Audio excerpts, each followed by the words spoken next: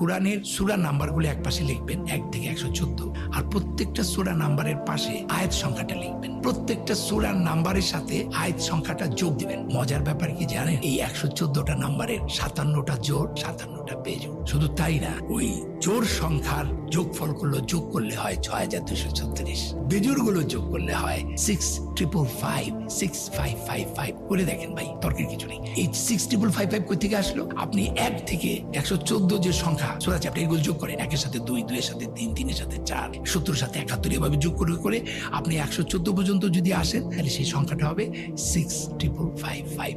তাহলে জোড়াটা হচ্ছে 6236 আর বেজোড়টা হচ্ছে 6555। শুধু তাই না, এর পরের যে ঘটনাটা সেটা আরো ভয়াবহ।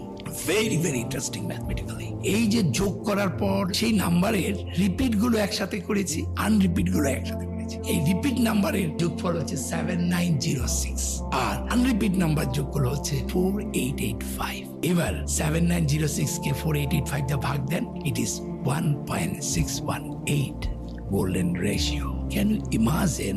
আপনি চ্যাপ্টার আর ভ্যাস নাম্বারকে যোগ করার পর রিপিট আনরিপিট করে আলাদা করবেন, তারপর রিপিট নাম্বারগুলোকে আনরিপিট নাম্বার দিয়ে ভাগ দেওয়ার পর গোল্ডেন রেশিও হবে।